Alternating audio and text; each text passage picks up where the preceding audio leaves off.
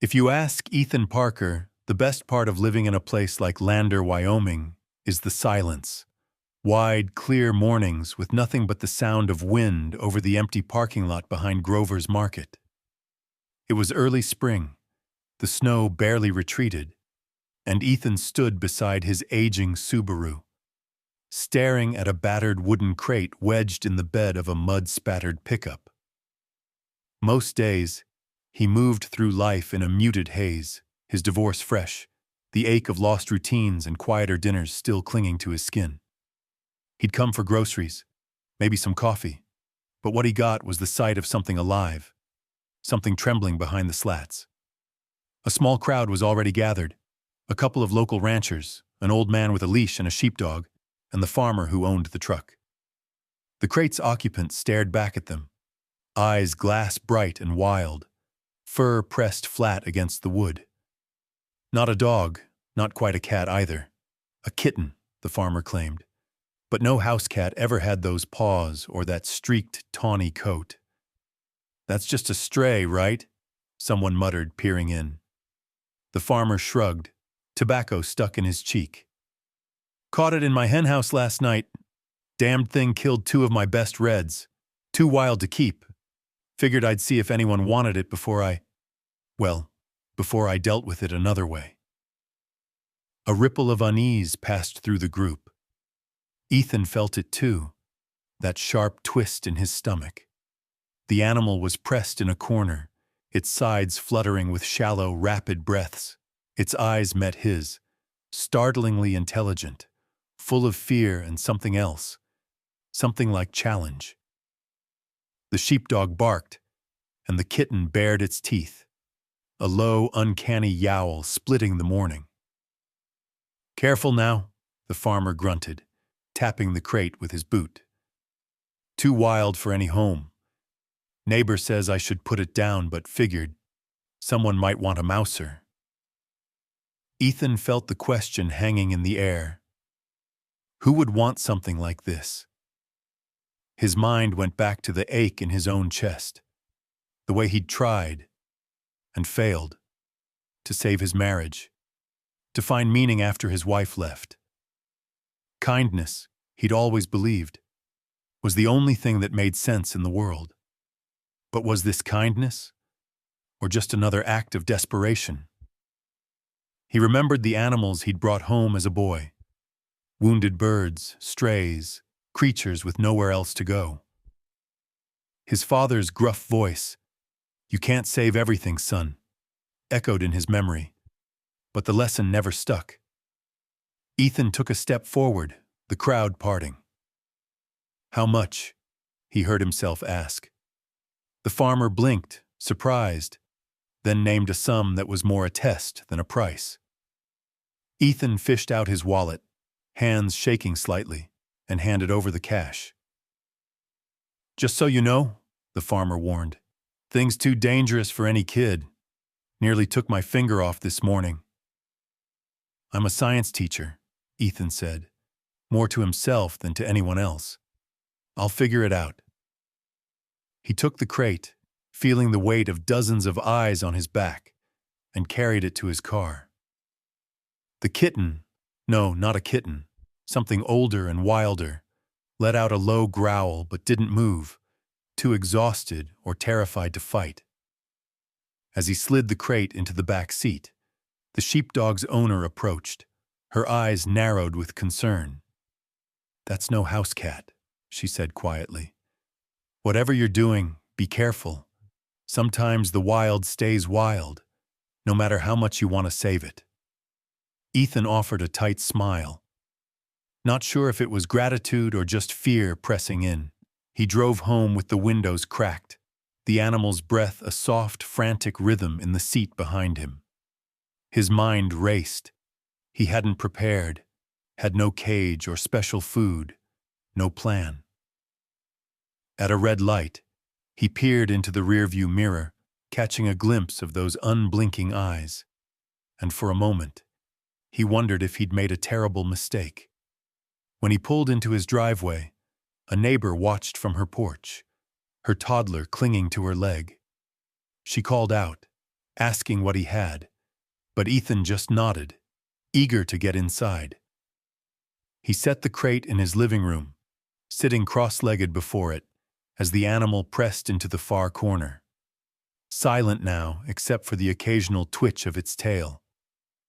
He texted his ex-wife, old habits die hard, telling her about the kitten he'd rescued. Her reply was swift, a terse, "You sure that's safe?" followed by a thumbs-down emoji. Ethan laughed despite himself, shaking his head. The animal watched him, wary and unblinking. Ethan reached out, slow and gentle, and for a moment, the kitten allowed his fingers to brush its fur. The touch was electric, the connection instant and profound. He whispered, "It's okay. You're safe now." Though part of him wondered if that was a promise he could keep. As night settled over Wyoming, Ethan sat in the half-dark, the crate beside him. Outside, a fox barked somewhere in the distance.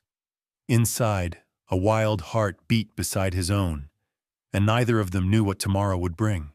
Have you ever done something impulsive out of kindness, not realizing how it might change everything? For Ethan Parker, that question was no longer hypothetical.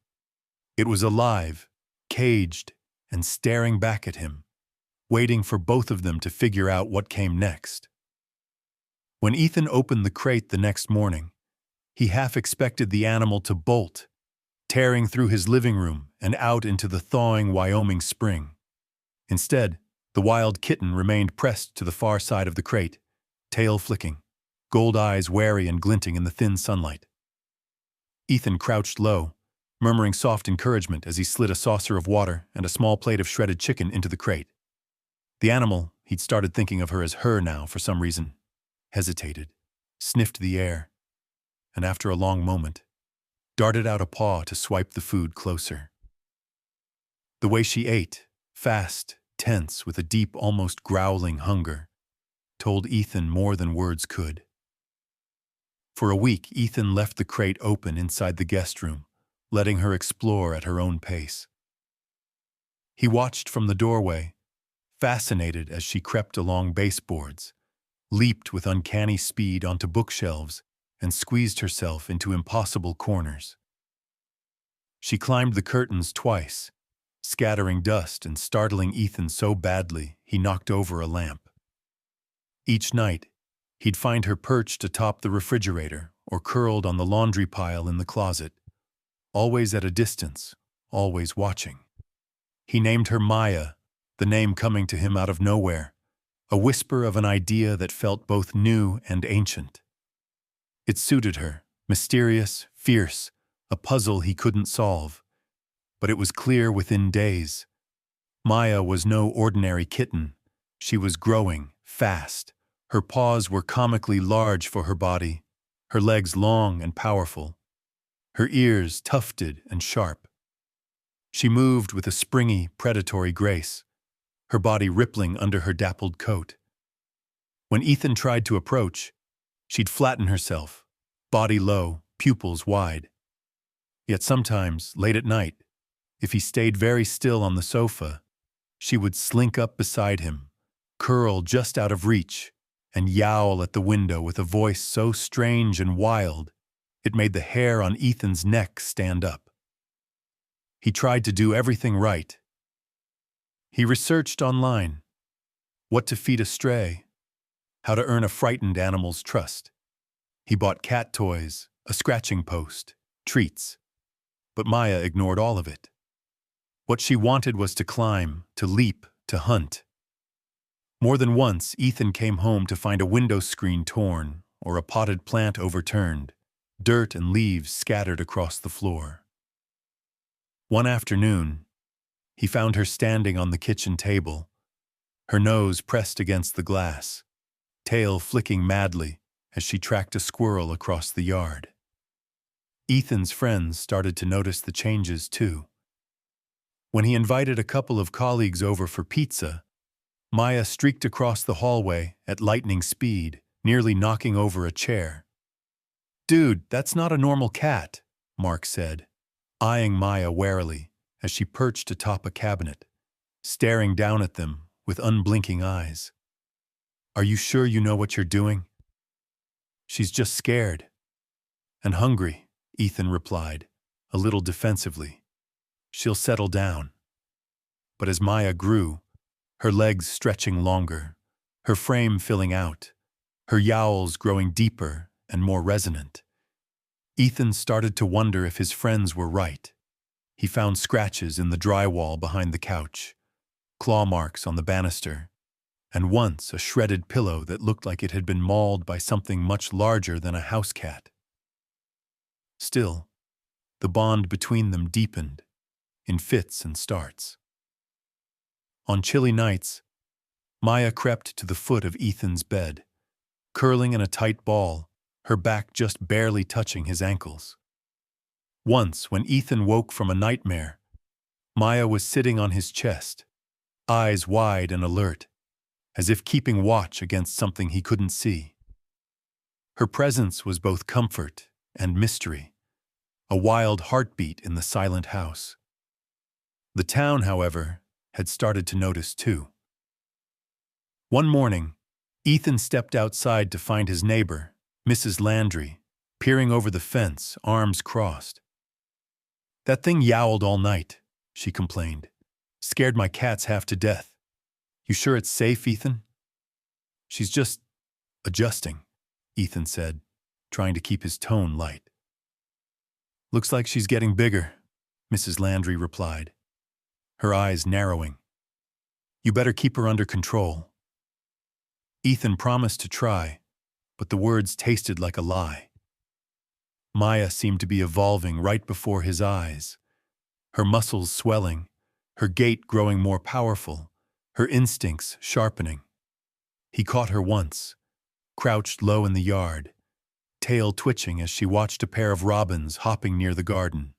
Her focus was absolute, predatory, chilling in its intensity. The real trouble came one Saturday night, just as the last snow melted from the grass. Ethan was in the kitchen, washing dishes, when he heard a commotion outside. A wild, frantic chittering, followed by a scream so fierce it stopped him cold. He rushed into the yard just in time to see Maya locked in battle with a large raccoon near the trash bins. The animals were a blur of fur and claws, teeth flashing in the porch light. Ethan shouted, banging a broom on the porch rail. Maya leapt away, but not before leaving a bloody gash along the raccoon's side.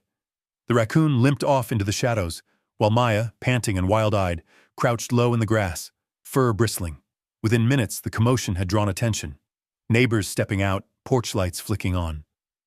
Mrs. Landry was first, then the Wilkins boys from next door. "What the hell is that thing?" someone called, voice tense. Ethan scooped Maya up, feeling her body rigid and trembling, heart hammering against his chest. He barely got her inside before the questions began. The next morning, the local vet, Dr. Kim, called after hearing about the fight. "Ethan, you need to bring her in. Whatever she is, she's not just a stray, and if she's dangerous, people are going to want answers." Ethan hung up, staring at Maya curled in a tight ball under the coffee table, her sides heaving, eyes wary. He realized then, this was no ordinary rescue, no simple act of kindness. He was in far deeper than he'd ever planned. Outside, the town was whispering. Inside, Ethan and Maya waited, caught somewhere between fear and hope, between the comfort of home and the untamed call of the wild. And as dusk fell, Maya lifted her head, meeting Ethan's gaze with a look that was pure challenge, pure trust. For better or worse, they were in this together. The wild had come home, and nothing would ever be the same. Sunday dawned gray and wet, the kind of Wyoming morning that soaked through your bones and made you want to stay in bed. But Ethan barely slept. All night he replayed the fight in the yard. The flash of claws, the raccoon's desperate shriek, Maya's wild, unyielding energy. He woke every hour, checking under the coffee table to be sure she was still there, to be sure she was okay. By sunrise, Maya was pacing, restless and agitated, leaving small droplets of blood across the hardwood. One of her paws was swollen and oozing. Ethan's heart pounded as he dialed Dr. Kim at the vet clinic, his voice cracking with worry. "Bring her in right away," Dr. Kim said. "And Ethan, be careful. Bring gloves, maybe even a crate." Bundling Maya into a thick towel was like wrestling a live wire. She hissed and thrashed, teeth flashing, her body tense as a bowstring. Ethan nearly gave up twice, but finally managed to secure her in the battered crate, the same one he'd found her in, just over a week ago. It felt like a lifetime had passed since then. The drive to the vet's office was silent, except for Maya's low, guttural growl. Rain pounded the windshield, turning the streets to rivers. Ethan's nerves frayed with every mile. He tried to imagine what he would say if asked, tried to convince himself Maya was just a big, unusual cat. But he already knew the truth was going to be stranger and more dangerous than that. At the clinic, Dr. Kim met them at the door, a heavy blanket draped over one arm and a flashlight in her hand. She studied Maya through the bars, her face unreadable. "Let's get her inside," she said. "I'll need you to help hold her." Ethan nodded, hands sweating. The exam room smelled of antiseptic and fear. Maya cowered at the back of the crate, tail lashing, ears pinned flat. Dr. Kim moved slowly, her voice low and calm, but even so, Maya erupted in a frenzy as soon as the door opened, lunging against the blanket with claws bared. Ethan winced, heart racing, but Dr. Kim was quick and sure, pinning Maya gently but firmly. "She's terrified," Ethan whispered, guilt churning in his gut. Dr. Kim nodded. "That's not unusual, but she's different, Ethan. Look at her size, the shape of her head, even these tufts on her ears." She gently examined Maya's injured paw, then ran her hand along the length of Maya's back, feeling the muscle and bone beneath her coat. Ethan watched, anxiety tightening in his chest. For a moment, he felt 12 years old again, awkward, desperate to help, but always one step from disaster. His childhood was a patchwork of rescued sparrows, lost dogs, and one ill-fated raccoon kit that had left him scratched and sobbing in the backyard. He'd always hoped animals would choose him, even when people didn't. After a tense silence, Dr. Kim straightened, her eyes troubled. "Ethan, she's not just a stray. I think you already know that." He swallowed. "How wild are we talking?" "She's a bobcat. A juvenile, probably 6 months old, maybe a little more. No collar, no chip. She's wild, Ethan. And that means, legally, you can't keep her in town. She's classified as a dangerous animal. If the authorities find out..." Ethan's knees went weak. He grabbed the edge of the exam table to steady himself. "But she's just a baby. She's not dangerous, not to me." Dr. Kim gave him a sad, sympathetic look. "She's dangerous because she's wild. It's not her fault, or yours. But the law doesn't care about good intentions. If animal control hears about this, they'll take her. Best case, she's sent to a sanctuary. Worst case, well, you know how these things go." A lump formed in Ethan's throat. He glanced at Maya, who had calmed somewhat, her breathing shallow, golden eyes fixed on his. In that moment, Ethan saw the truth he'd been avoiding since he first opened that crate in the parking lot. Maya would never be a house cat. She was wild, beautiful, and completely out of place in his quiet, careful life. Dr. Kim cleaned Maya's paw and applied ointment, then bandaged it as best she could. "She'll heal," she said gently. "But you have to make a decision, Ethan. Keeping her here isn't safe, for her or for you." Driving home, Ethan felt numb. Maya curled small and silent in the crate, a world of wild possibility and danger bound in muscle and bone. He remembered, with sudden clarity, sitting alone in his childhood bedroom, listening to his parents fight down the hall. How he'd wanted a friend, someone to choose him. How the animals had always come, half wild, half tame, needing something he could give. But now he had to face facts. Maya wasn't his to keep. The thought gutted him. She was family already, quirky, wild, stubborn family, but the law was the law. Could he fight for her? Was it even fair to try? At home, Ethan set the crate in the living room and opened the door. Maya slunk out, limping, and disappeared under the couch. He sat on the floor, back against the wall, feeling the weight of every lonely choice he'd ever made. He wanted to cry, but the tears wouldn't come. All day he tried to distract himself, grading papers, cleaning, watching pointless TV. But every sound in the house drew his attention back to Maya. The scratch of her claws, the muffled thump as she jumped onto the windowsill, her low, restless yowl at dusk. The fear that someone might come, might knock on his door and take her away, settled in his stomach like a stone. That night, Ethan poured himself a glass of whiskey and sat at the kitchen table, staring at the darkness outside.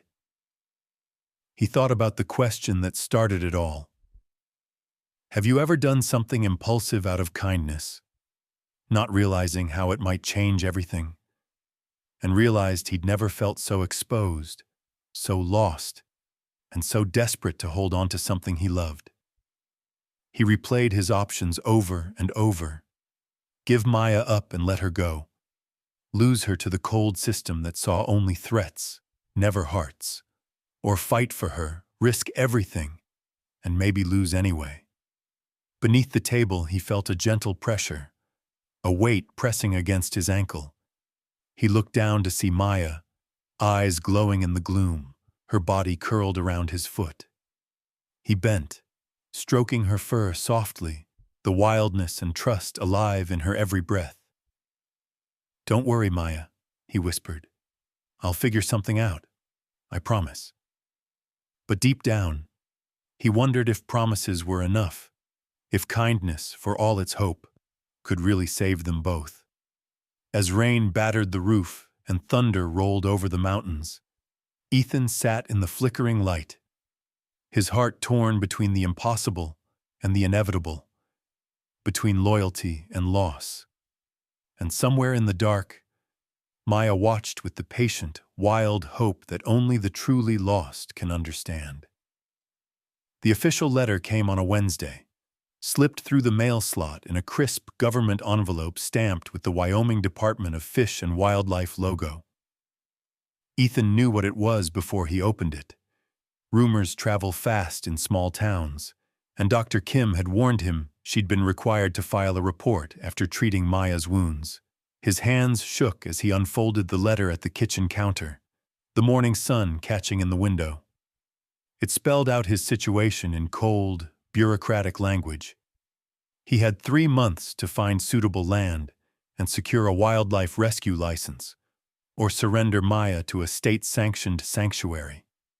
Ethan sat down hard, his knees weak, the letter trembling in his grasp. He looked across the room, where Maya slept curled on the back of the couch, her paw still wrapped, her chest rising and falling in soft, steady rhythm. She seemed so small, so vulnerable, and yet the law saw only a threat, a wild animal that didn't belong. The next few days passed in a blur. Ethan could barely focus on his students or lesson plans. Every time his phone buzzed, his heart hammered, half expecting a call from the authorities or another worried neighbor. Some nights, he lay awake, listening for the soft sound of Maya's claws on hardwood, reminding himself that she was still there, still safe for now.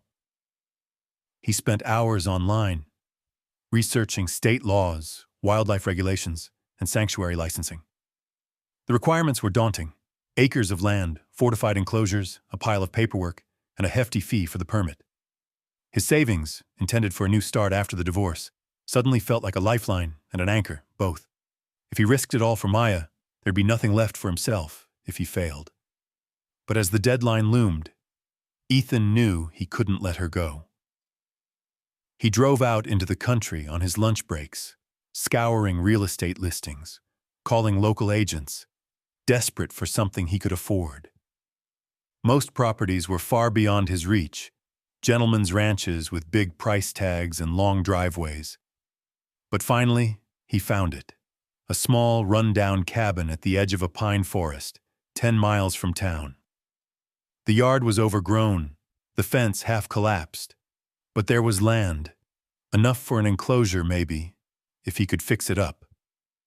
He made the down payment with shaking hands, heart thumping with a wild mix of hope and fear.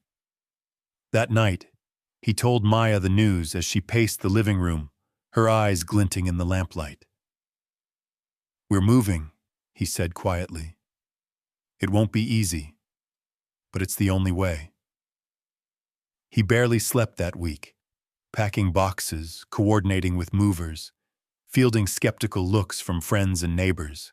Mrs. Landry shook her head when he explained. "You're risking everything for that animal. You know it, right?" Ethan just nodded. "She's family." Moving day arrived on a brisk Saturday morning. Ethan loaded Maya into her crate, talking to her softly the whole drive. The cabin greeted them with peeling paint, a leaky roof, and a yard choked with weeds. But to Ethan, it felt like hope. He set up Maya's crate in the living room while he worked on the yard. The days blurred together as he cleared brush, hauled lumber, and pounded fence posts into rocky ground. The state's checklist was relentless. The enclosure had to be tall, escape-proof, shaded, and strong enough to hold a wildcat. Ethan spent late nights drawing plans, his hands blistered and raw.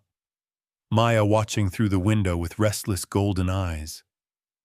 Maya seemed to sense the tension. She prowled the small house at night, pacing in front of doors and windows, yowling at shadows, refusing to eat unless Ethan sat close by. Sometimes she would curl up at his feet, pressing her head into his leg with a trembling, anxious energy. One evening, as a cold wind rattled the windows, Ethan finished installing a section of fencing and let Maya explore the half-completed enclosure. She sniffed the air, slunk along the fence line. Then, without warning, leapt up and scrambled over the unfinished corner, disappearing into the dusk. Ethan's heart seized. He ran after her, calling her name into the gathering darkness. He found her an hour later in the woods behind the cabin, standing over the body of a rabbit, her jaws and paws slick with blood. She looked up as he approached, ears flat, body tense. For a moment, Ethan wondered if she'd run from him, become just another shadow in the wild. But when he knelt, voice trembling, Maya slunk to his side, pressed herself against his leg, and let him scoop her up. The neighbors weren't as forgiving. The next morning, an older couple from the property next door knocked on Ethan's door. "Your animal got out last night," the woman said sternly. "You're scaring folks. This isn't what we signed up for." "I'm sorry," Ethan said, voice tight. "I'm doing everything I can." Their disapproval lingered long after they left. As the days grew shorter and colder, Ethan withdrew further into himself, haunted by the fear that he was failing Maya, failing everyone. The enclosure still wasn't finished. He couldn't seem to get the fencing tight enough, the locks secure enough. Every time Maya looked at him with those wild, trusting eyes, it felt like another weight on his shoulders. Some nights, Maya barely came near him at all, prowling the yard and yowling at the moon. Ethan sat alone in the cabin, staring at his empty savings account and the mounting bills. grief and exhaustion pressing in from all sides. He began to doubt himself, his choices, his dreams, the whole reckless act of kindness that had brought him here. Desperate, Ethan started writing. He poured his heart onto the page, chronicling Maya's story, her rescue, her wildness, his fight to keep her safe. He posted it online, not expecting much. But within days, something strange happened. People started to respond. Messages from strangers, words of encouragement, offers of advice and help. But for now, as wind howled outside and Maya paced the yard, Ethan waited and hoped for a miracle, for forgiveness, for just one more chance. He wasn't ready to give up. Not yet. Not while Maya was still waiting for him, wild and loyal, on the other side of the glass. Ethan awoke to the ping of his phone, a sound that had begun to fill him with equal parts hope and dread. He blinked at the screen, still half dreaming, then sat bolt upright. Overnight, the post he'd written about Maya had exploded. Hundreds of comments from all over the country, most from people he'd never met, filled the thread. Encouragement, questions, warnings, advice. His inbox swelled with messages. Strangers wanting to help, animal lovers offering everything from fencing supplies to legal counsel, and even a few sanctuaries inviting him to surrender Maya. He scrolled through the comments, heart pounding. Some people told him he was crazy, that keeping a wild animal was selfish and doomed to end in disaster. Others shared their own stories, tales of rescue, impossible odds, love that pushed against every boundary. One woman wrote, "I'd drive all the way from Colorado to help you build that enclosure. Don't give up." The next morning, Ethan stepped outside to find a stranger in a battered truck waiting at the edge of the muddy drive, the bed piled with lumber and rolls of mesh. The man introduced himself as Tom, retired construction worker, local for just a few years, and apparently a reader of Ethan's post. "You're going to need help," Tom said, gripping Ethan's hand in a calloused fist. "And you don't have time to do this alone." That was the beginning. Over the next week, people began to show up. An old school friend with a toolbox, a young mother whose daughter adored wildcats, a pair of college students who brought donuts and stories about animal rescues out west. Some stayed for an hour, some for days. They brought saws, hammers, chicken wire, extension cords. Someone donated a truckload of concrete mix. Another left a bag of venison at Ethan's door. "For Maya," the note said, with a smiley face. The yard, once silent and overgrown, became a hive of noise and motion. Tom led the charge, barking out orders with good-natured authority. They dug post holes, poured cement, and hauled panels of welded wire into place. Maya watched from behind the window, golden eyes tracking every movement. Sometimes, if she was feeling brave, she'd press her nose to the glass or yowl at the commotion, drawing a round of nervous laughter from the volunteers. But not everyone was thrilled by the sudden surge of activity. The neighbors grew suspicious. Mrs. Landry stood on her porch, arms folded, as the group hammered late into the evening. "What kind of animal needs a fortress like that?" she asked, not expecting an answer. Down the road, a father pulled his kids off their bikes when Maya appeared in the yard, warning them to stay away. Rumors swirled. The science teacher had lost his mind. There was a mountain lion on the loose. No fence would keep the town safe. Within days, the local police stopped by to check on the commotion. The next day, a wildlife officer arrived. Officer Caldwell, tall and quiet, with sharp eyes and a notebook always at hand. She walked the perimeter, inspected the fencing, asked Ethan about protocols and safety. She made no promises. "I'll have to report on your progress," she said. and I'll be checking in regularly." Her tone was measured, not unkind, but it left Ethan unsettled. Even among the volunteers, anxiety sometimes slipped through. When a wall of the enclosure collapsed during a sudden spring storm, narrowly missing a pair of students, tempers flared. Tom barked orders louder, but Ethan could see the worry in his eyes. They rebuilt, working late by the light of lanterns, but doubts festered. Then, one morning, Maya was gone. The enclosure gate stood ajar, blown open by the wind, or worse, left unlocked. Ethan's stomach dropped as he raced through the muddy yard, calling her name. The volunteers fanned out into the woods, flashlights swinging through the early mist. For 2 days, there was no sign of her. Ethan hardly slept, consumed with guilt and fear, imagining Maya injured, or worse, lost to the wild she could never survive in. The news spread through town and online. "The wildcat is loose." Panic flared. Some folks locked their pets indoors. Others called for animal control to trap her. On the third morning, as Ethan trudged the forest line at dawn, his voice raw from calling, he spotted her. Maya, perched on a low branch, silent and regal, her coat marked with dew and twigs, her eyes fixed on him. She was thinner, wild, but alive. When he knelt and held out his arms, she dropped lightly to the ground and padded into his embrace, trembling with exhaustion. He wept into her fur, the relief almost unbearable. Maya's escape brought new scrutiny. Officer Caldwell returned, this time with a clipboard and a warning.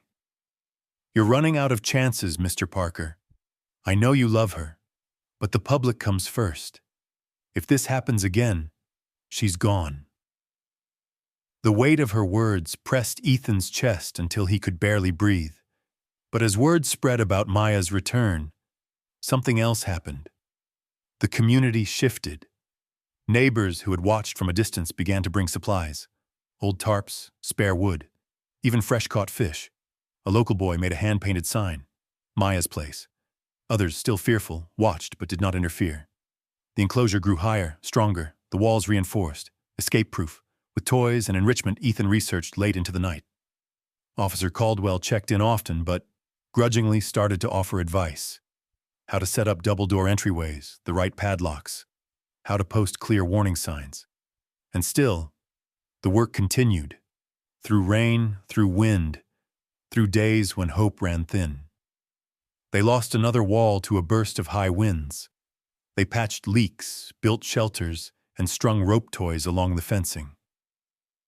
Maya adapted, curious and alert, meeting new faces at a distance, sometimes offering a wary sniff through the mesh. One evening, as the sun set behind the pines, Ethan stood by the completed enclosure. Maya curled at his feet. Volunteers lingered, swapping stories, laughter rising into the twilight. Ethan realized, with a sudden fierce joy, that he was no longer fighting alone. The world had noticed, and against every odd, hope was beginning to grow. He reached down, brushing Maya's fur as she nuzzled his hand through the fence. "We're getting there, girl," he whispered. "We're not done yet, but we're not alone." And for the first time in months, as the stars came out and laughter echoed across the yard, Ethan let himself believe that maybe, just maybe, they might actually win. Wyoming spring was always unpredictable, but that week the weather turned from hopeful to menacing in a heartbeat. The forecast called for scattered showers, maybe a clap of thunder or two. But on the eve of Maya's final enclosure inspection, black clouds rolled in over the pine line, heavy and low, turning the world green and gray. Ethan barely noticed at first. The past few weeks had been a marathon, finishing Maya's new shelter, double-checking the security of every bolt and latch, rehearsing what he'd say to the inspection team. Each day, new volunteers dropped by to help or bring food, but the pressure never let up. Ethan's nerves were raw, sleep elusive. He caught himself jumping at sudden noises, snapping at small mistakes. Even Tom, always steady, had started to look worried. On the night before the big inspection, the first fat raindrops spattered the yard just as Ethan was locking up the enclosure. Maya, restless all day, stalked the fence line, ears swiveling. "Easy, girl," Ethan murmured. "Just one more night." Lightning crackled in the distance, and Maya hissed at the sky. The storm hit harder than anyone expected. Wind howled, rattling the new fencing. Rain hammered the roof and turned the dirt yard into a churn of mud and standing water. Ethan stayed up, pacing between the kitchen window and the back door, flashlight in hand, peering out at the enclosure every 10 minutes.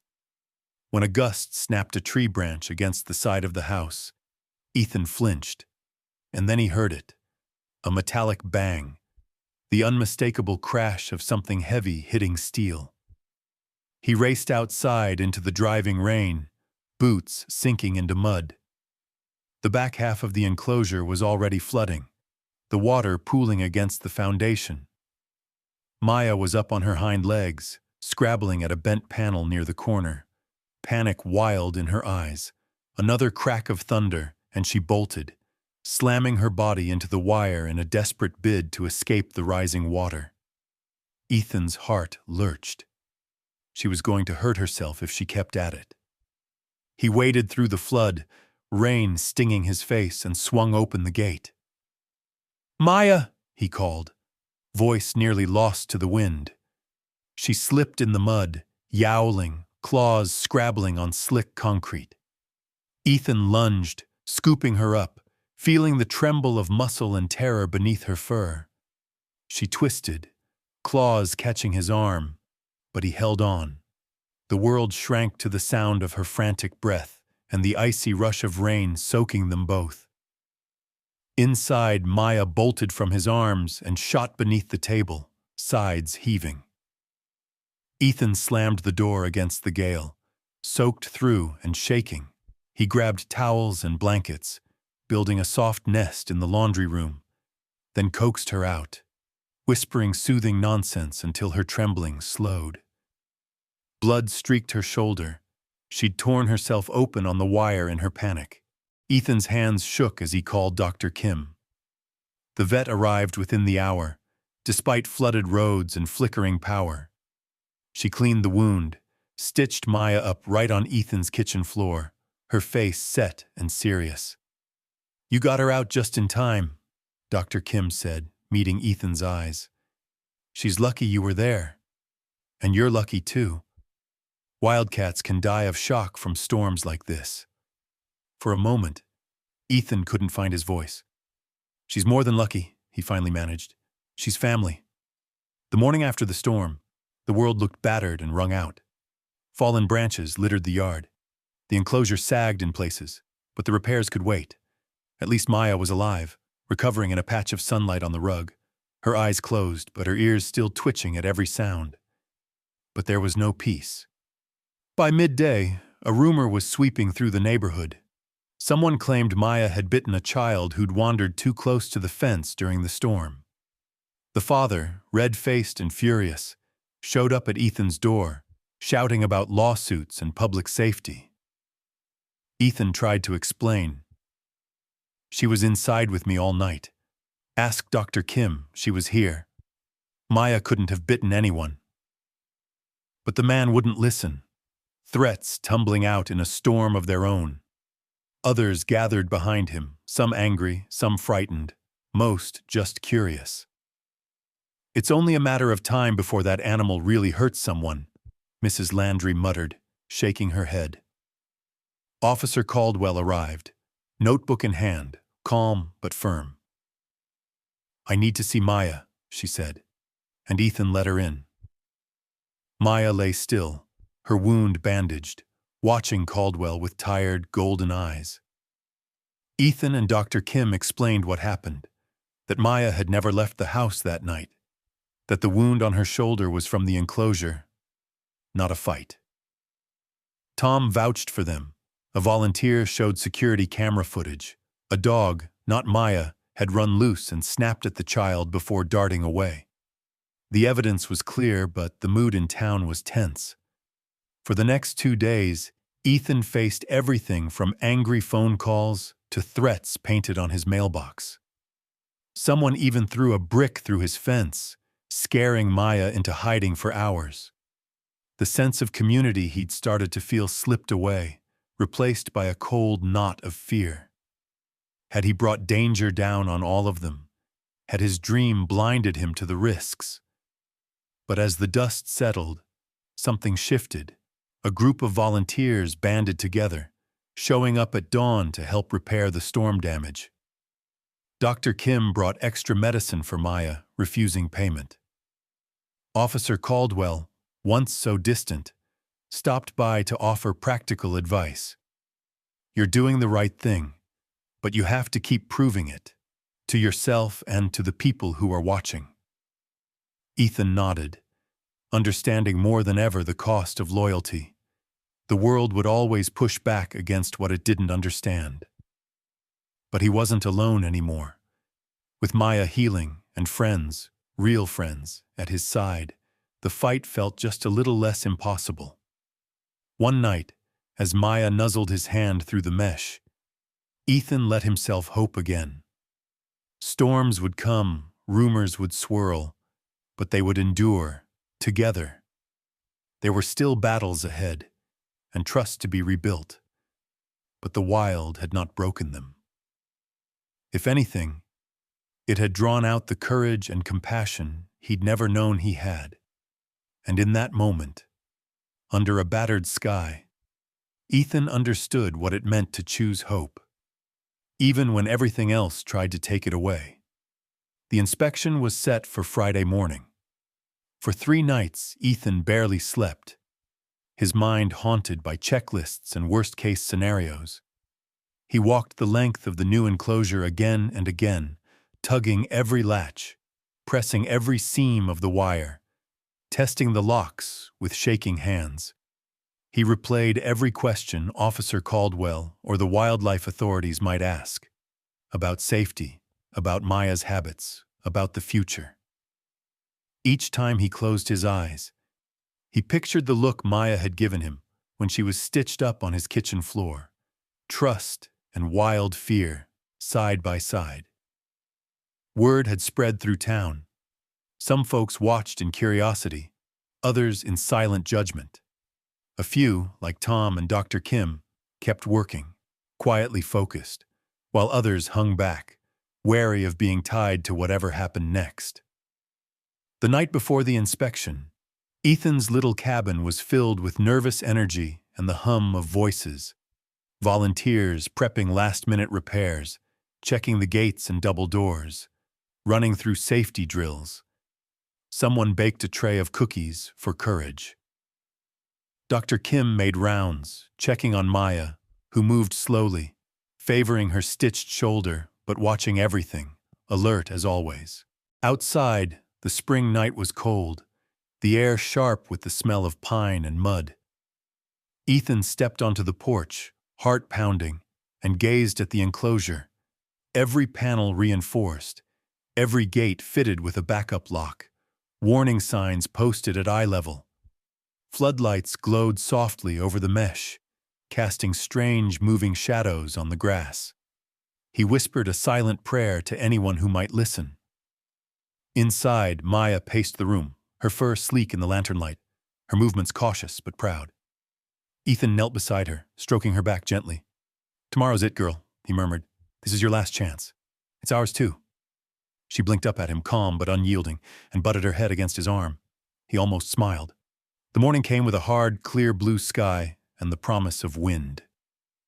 By 9, a caravan of state vehicles snaked up the dirt road. Wildlife officers in crisp uniforms, a town councilman with a clipboard, 2 animal behaviorists with notebooks and calm, clinical faces. Officer Caldwell was the last to arrive, nodding at Ethan as if to say, "You know what's at stake." The group gathered near the enclosure, taking notes, murmuring among themselves. Ethan felt sweat bead at the back of his neck as he stepped forward, Tom and Dr. Kim flanking him like silent bodyguards. "Let's see the enclosure," one officer said. Ethan led them through the double-door entry, demonstrating the latches, the security protocol, the posted warning signs, the backup locks. He pointed out the reinforced corners, the areas Maya favored, the shaded platform where she liked to nap. Maya herself watched from a high perch, tail flicking, eyes sharp and unafraid. "She's adapted to her space," one behaviorist observed, scribbling notes. "Good enrichment. She looks healthy." Another officer tugged at a section of mesh, nodded in grudging approval.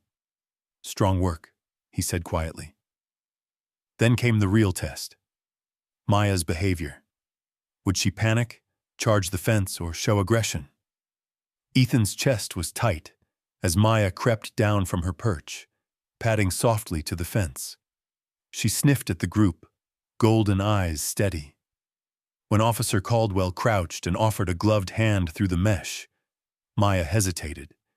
Then, to everyone's surprise, nuzzled her hand with a soft chirrup, the briefest sign of trust. For a moment, the air seemed to lighten. Ethan felt Tom clap him on the back. Even the sternest wildlife officer smiled.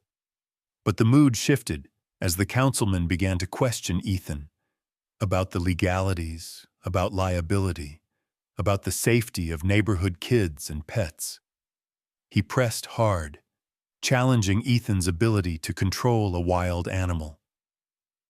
"Are you sure you can guarantee everyone's safety? What happens if something goes wrong?"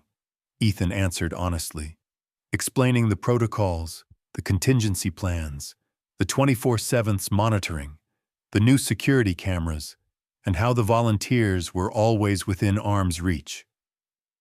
Tom spoke up about the community's involvement, how the town had come together to build something safe. Dr. Kim vouched for Maya's health and Ethan's commitment. Yet disagreement broke out among the team. One wildlife officer argued that Maya's enclosure was the best they'd seen, that Ethan had gone above and beyond. Another countered that wild instincts were unpredictable, and town bylaws existed for a reason. "No matter how much you care for her, she's still wild," he said, eyes hard. The discussion grew heated. Volunteers listened from the porch, faces tense. Ethan's hands curled into fists as the debate went in circles. The stakes felt higher than ever, not just for Maya, but for the community, for every animal that might come after her. After nearly 2 hours of questioning and debate, the team stepped aside for a private huddle. Ethan could see their lips moving, their heads shaking. Time stretched, slow and merciless. Maya circled the enclosure, watching Ethan with silent intensity, as if she knew everything depended on what happened next. Finally, Officer Caldwell returned. She cleared her throat, her voice measured. "We're not ready to give a verdict yet. There's disagreement among the team. We'll review your case and contact you with a final decision in the next 48 hours. Until then, continue all protocols as you have." Ethan nodded numbly.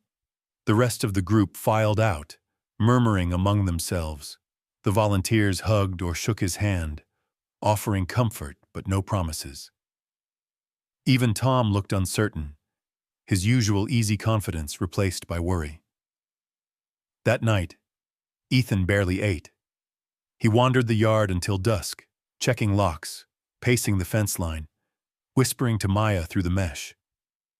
She pressed her face against his hand, purring softly, a rare, deep sound that shook him to his core. Sleep would not come. He sat by the window watching the moon rise and set, thoughts spinning through every possible outcome. Would they let Maya stay? Or would she be taken from him? Another loss in a long string of losses he was powerless to prevent. He remembered the first day he'd found her, wild and trembling in that battered crate, and how everything in his life had shifted in that moment. No matter what the inspectors decided, he knew one thing for certain. He'd done everything he could. He'd crossed every line, risked every comfort for loyalty, to Maya, to the wild, and to the better part of himself. As dawn crept over the trees, Ethan watched Maya leap to her favorite perch, her silhouette strong against the pale light. Whatever tomorrow brought, he whispered a promise. I'm with you, no matter what. And together they waited, between hope and fear, between wildness and belonging, for the verdict that would decide both their futures. The phone call came just after sunrise as Ethan stood outside the enclosure sipping bitter coffee, eyes gritty from a sleepless night. The world was silent, caught in that strange, bright hush before day truly began. Maya was awake too, stretching on her perch, her silhouette sharp against the pale sky. Ethan answered on the first ring, heart thudding like a drum. Officer Caldwell's voice was calm but solemn. Ethan, the team has finished our review. We're granting you a wildlife rescue license. Provisional at first, but it's official. Maya can stay. Congratulations. For a heartbeat, Ethan didn't move. It took a few seconds for the words to land, to push through the armor of anxiety and exhaustion that had settled in his bones. When it did, the relief was so fierce it was almost painful. His knees buckled. He found himself kneeling in the dew-damp grass, tears streaming down his cheeks, laughter breaking out of him in wild, ragged bursts. Officer Caldwell let him have his moment. When he could speak again, she added, "You earned this, Ethan. The community vouched for you. We'll do regular inspections, and there are others out there who could use a place like this. Ever thought about expanding?" Ethan promised he'd think about it, though his mind could barely keep up. When he hung up, he called Tom first, then Dr. Kim, then every volunteer who'd worked a late night or brought by food. Each call ended in laughter, cheers, sometimes even tears. News spread quickly. By noon, the little road to the cabin was lined with cars and bikes, neighbors and strangers trickling in with coffee, donuts, and homemade banners. One read in bold crayon letters, "Welcome home, Maya." The celebration felt surreal. For so long, Ethan had fought to keep Maya hidden. His world shrunk to secrecy and anxiety. Now the wildcat was the town's pride and wonder, a symbol of what could happen when people pulled together, when boundaries became bonds. Children lined up along the enclosure, eyes wide, whispering as Maya prowled the fence line, regal and calm. Adults shook Ethan's hand, some offering quiet apologies for earlier suspicions, others pressing envelopes into his palm, small donations, gift cards, notes of gratitude. Tom organized a barbecue in the field beside the cabin. Dr. Kim set up an information table, teaching curious kids about wild animals and the importance of rescue work. Officer Caldwell, no longer just an inspector, grilled burgers and smiled easily, her guard finally down. As the sun climbed high, Ethan caught himself smiling until his face hurt, overwhelmed by the sudden, unfiltered goodwill. Late in the afternoon, as the crowd thinned and the last of the banners fluttered in the breeze, Ethan walked the yard, feeling the space in a new way. For the first time, he allowed himself to really see it. The sturdy fencing, the shaded platforms, the natural perches, and trails he and the volunteers had carved out. It wasn't just a cage, it was a home, and it could be so much more. Word spread even faster online. Within days, messages arrived from rescue groups, shelters, and local wildlife organizations. A wildlife rehabber called, asking if Ethan could foster an injured fox until it recovered. Someone else wanted advice on building an enclosure for a rescued owl. The town paper sent a reporter, snapping photos of Maya in the golden light, quoting Ethan on the front page, "Sometimes the wild is what saves us." By the end of the week, the paperwork was processed and the provisional license posted on the cabin's door. The sanctuary was official: Boundaries and Bonds Sanctuary, home for the wild at heart. The name stuck, painted on a hand-carved sign by a teenage volunteer who'd spent the last week after school pounding fence posts. Soon, Maya had company: a one-eyed raccoon with a knack for mischief, a trio of orphaned baby skunks, and even an old barn owl recovering from a broken wing. The little sanctuary buzzed with new life. The town's fear faded, replaced with a kind of protective pride. Folks who'd once crossed the street to avoid Ethan now brought baked goods and spare lumber, offering to help however they could. On a rainy evening, a group of local teenagers delivered a bench they'd built in shop class, painting it with wildflowers and tiny paw prints. "For Maya's friends," they said, grinning. Ethan helped them place it under the big spruce tree where Maya liked to nap. It became the spot where neighbors gathered to talk and watch, where kids read to the animals, and where Ethan would sit on sleepless nights, grateful in ways he couldn't put into words. As spring deepened, the sanctuary became a symbol for something bigger than one man or one wildcat. Teachers brought their students on field trips. Scouts volunteered for service hours, planting native flowers and building birdhouses. The local vet clinic ran a drive to collect food and medicine. Even those who'd once been most skeptical, like Mrs. Landry, admitted the town felt different, gentler somehow, with Maya's story at its heart. One afternoon, as Maya lounged atop her favorite log, Ethan stood outside the enclosure, sunlight warm on his face. He watched her for a long time, marveling at her confidence, the way she'd learned to trust him, and just as important, the way he'd learned to trust himself again. Tom wandered over, clapping him on the back. "You did good, Parker, really good." Ethan grinned. "I didn't do it alone." Tom nodded toward the sign at the gate. "You know, this place, it's going to outlast all of us."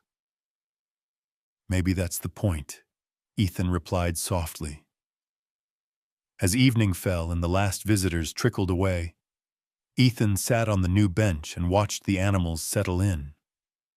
For the first time in years, he felt more whole than broken, more hopeful than afraid.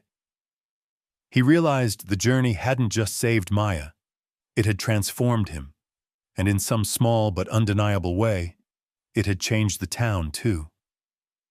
With dusk deepening, Maya leapt to the top of her log, silhouetted against the sky, her tail flicking in slow, contented sweeps. Ethan smiled, knowing that both of them, wildcat and man, were finally, beautifully home. And in the quiet that followed, Ethan found the peace he'd thought he'd lost forever, the wildness inside him finally at rest.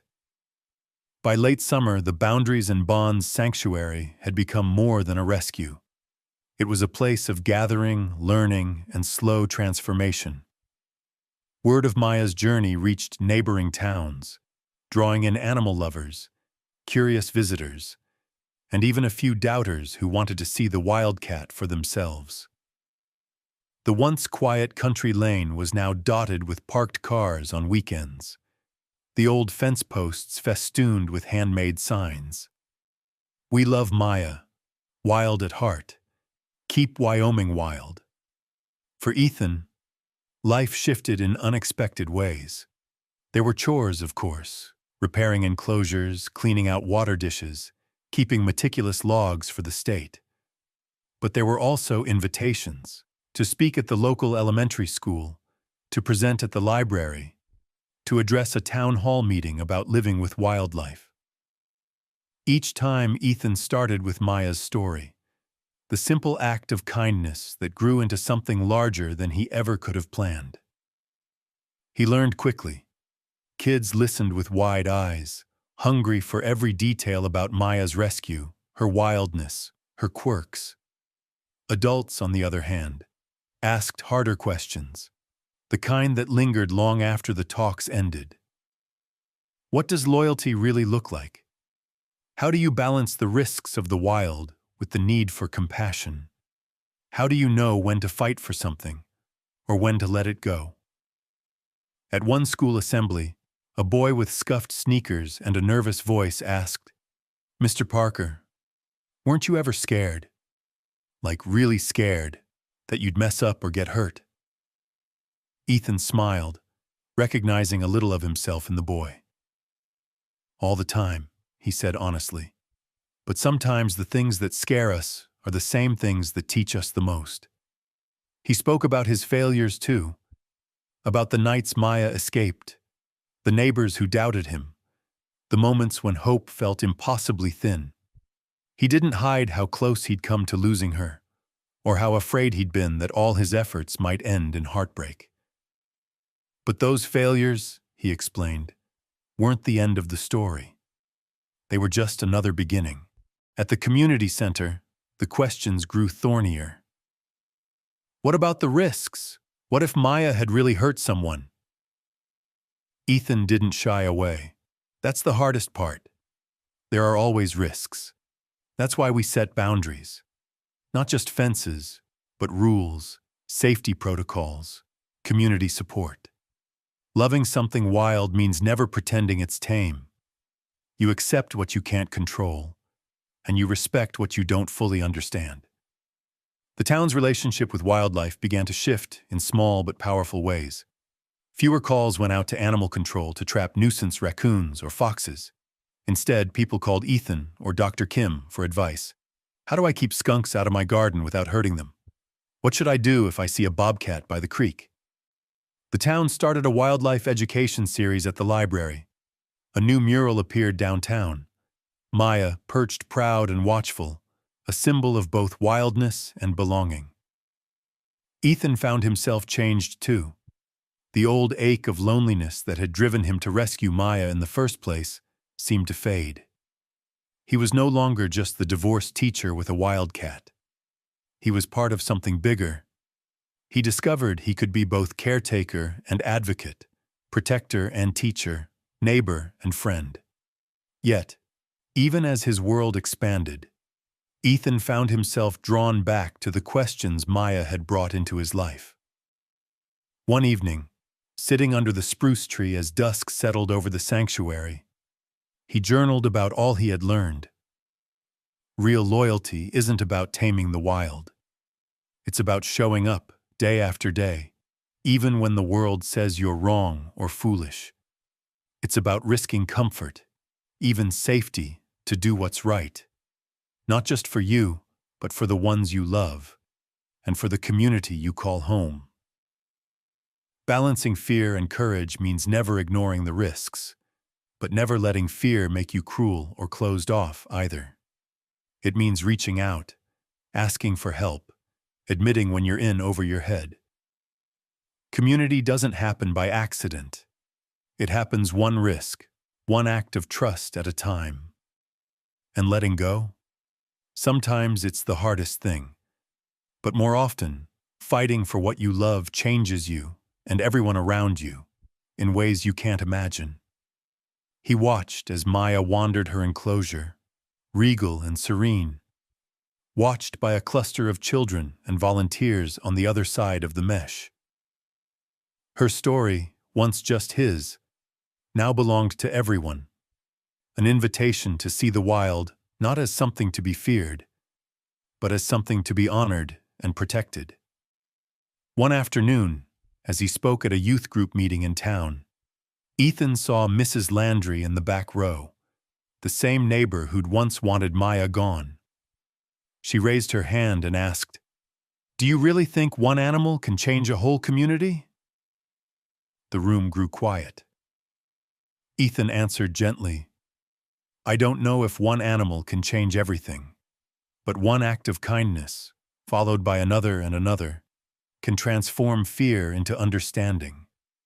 And sometimes, when you save one wild soul, you start a ripple that reaches further than you ever dreamed."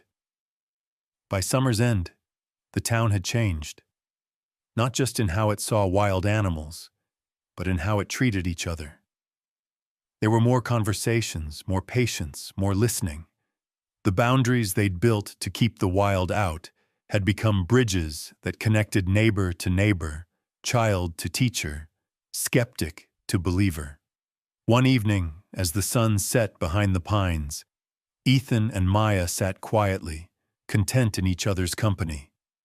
The sanctuary, once a desperate dream, was now a living lesson.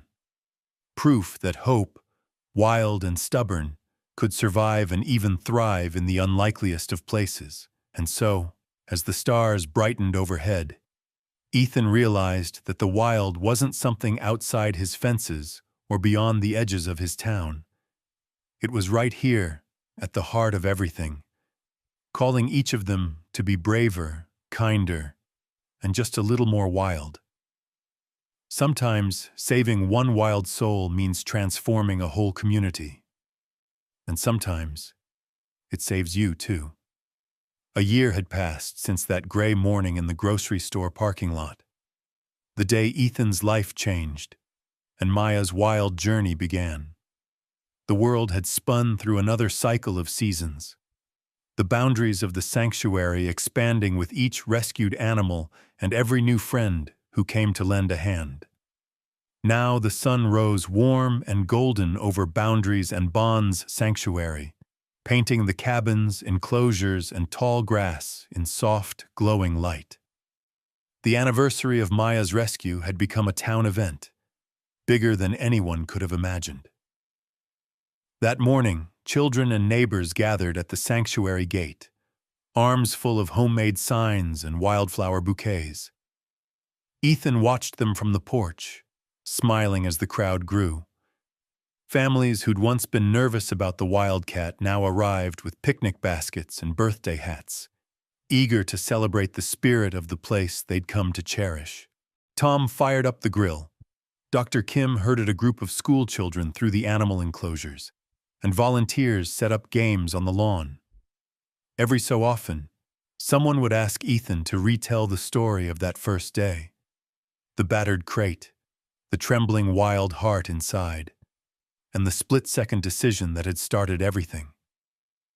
He told it with warmth, honesty, and a sense of awe that never seemed to fade.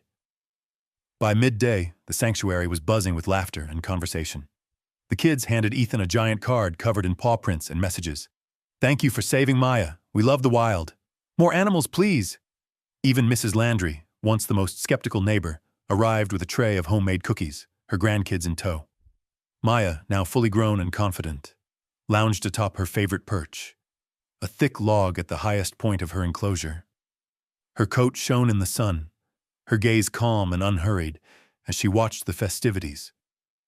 She'd become something of a legend, not just in town but far beyond.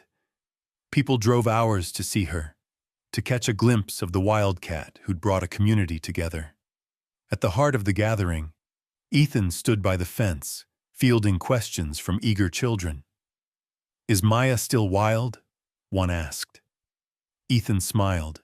"She'll always be wild. That's what makes her special. We don't try to change who she is. We just give her what she needs to thrive. That's what love really means." Someone else piped up, "Do you ever wish things had turned out different?" Ethan looked at Maya, at the sanctuary teeming with new life. A fox cub playing with a rescued skunk, a pair of barn owls nesting in the rafters, a group of teenagers cleaning up litter along the fence. He shook his head. Not for a second. Sometimes the scariest decisions are the ones that matter most. If I'd played it safe, none of this would exist. When the crowd quieted, Ethan gathered everyone at the central enclosure for a few words. He looked out at faces both new and familiar, children clutching their parents' hands, volunteers standing shoulder to shoulder, neighbors who now considered themselves friends. "I want to thank you all for being here," he began, voice steady but thick with emotion. "A year ago, I never could have imagined any of this. I thought I was saving Maya, But the truth is, she, and all of you, saved me right back." He paused, taking in the sunlight, the scent of fresh-cut grass, the quiet presence of the animals nearby. Real boundaries aren't just fences that keep things out. They're spaces we create to let connection in, to give each other a chance to grow. Every good thing here started with a risk, a question, a moment of kindness. None of us can change the world alone, but every one of us can choose to make a difference, one act at a time. He turned, meeting Maya's steady gaze. "If you ever wonder whether you can make a difference, remember Maya. The wildest bonds are built one risk, one act, one open heart at a time." The crowd burst into applause. Some of the children pressed forward, hands against the fence, waving to Maya as she regarded them with her calm, regal stare. Even Officer Caldwell, standing near the gate, allowed herself a rare, quiet smile. As the afternoon waned, families spread blankets in the shade, sharing food and stories. Older kids led tours for newcomers, proudly pointing out each animal's story. A group of artists set up easels to sketch the sanctuary's residents, their laughter mingling with the songs of meadowlarks.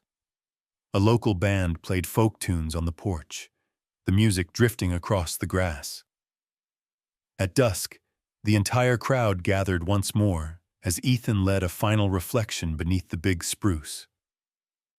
"This isn't just Maya's home," he said softly. "It's yours too. The boundaries we build matter, but so does the courage to open our gates, to welcome what's wild and unpredictable and beautiful into our lives." He watched as Maya climbed to the highest log, pausing there as the setting sun painted the sky in fire and gold. Her outline was bold and unbroken, her wildness undiminished, her presence both a promise and a challenge. "What happens next?" a young girl asked, tugging Ethan's sleeve. He smiled, eyes bright. "That's up to all of us. Every day is a chance to build something better, together."